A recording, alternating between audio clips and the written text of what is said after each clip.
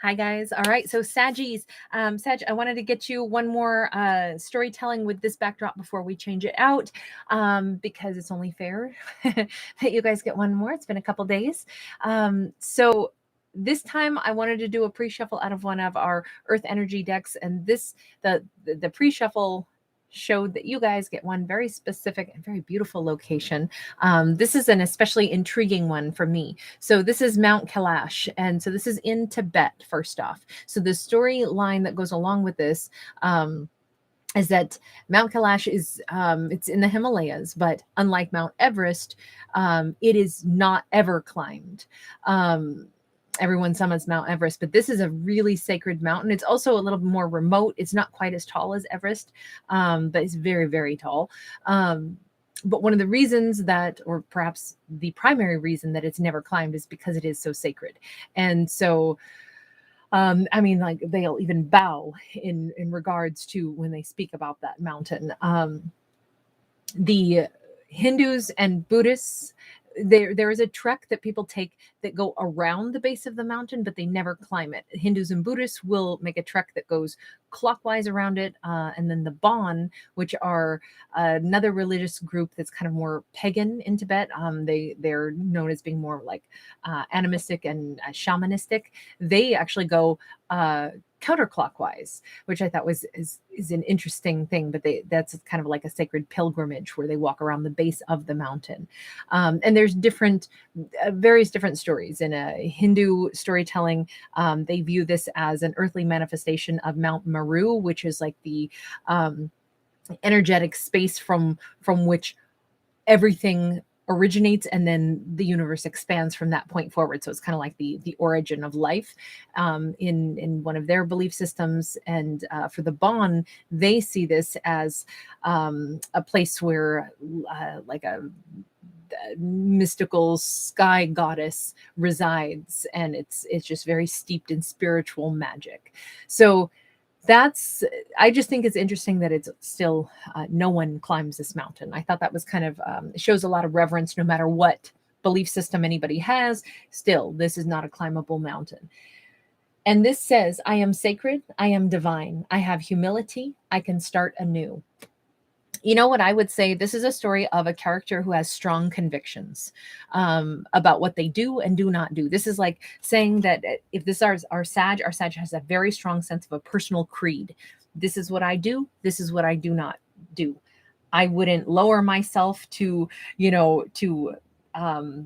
take action if I don't believe in it, and I also don't put on airs. I live according to what I believe is true.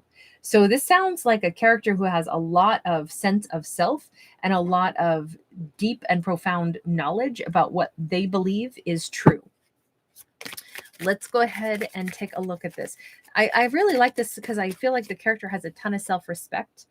We have the Star in the reverse, Aquarius energy. This could be saying that our character says, if there's something that I've looked at that does not suit me, that's not what my wish fulfillment is, guess what? I'm not going to go after it. If something is proven that it does not fit into like the accordance of what my heart, if something hurts me, I will not welcome that back into my life.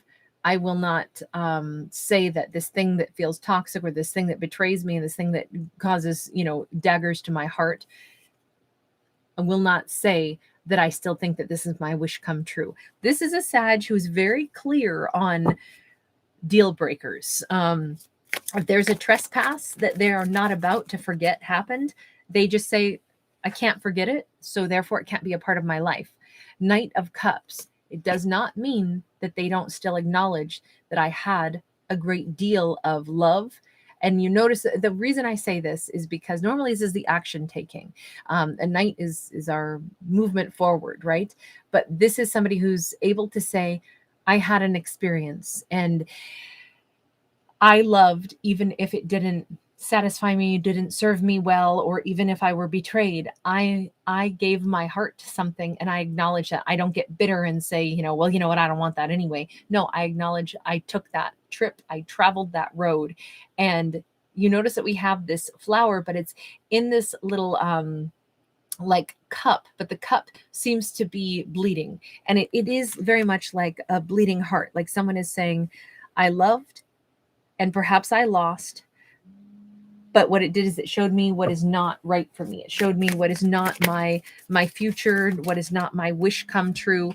I'm done with something. We have the Chariot and we have the Queen of Wands. This is somebody who is standing here saying goodbye to something that is not for them at all. I'm sorry, the Queen of Wands doesn't have much clothes on, so that's why I cover her up. But she holds a baby cheetah in her arms. There we go.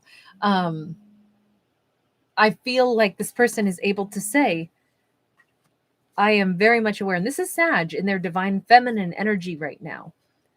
I will move forward beyond this, and I will choose better for myself.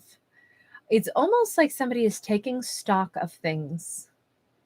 And maybe even the act of like walking around that sacred mountain. Maybe this is the concept of somebody who's going a full circle in their mind, looking at everything that happened, looking at the role they played in it, looking at what the outcome was, and coming back around to self and saying, I've completed that loop, and now I move forward and I am whole again.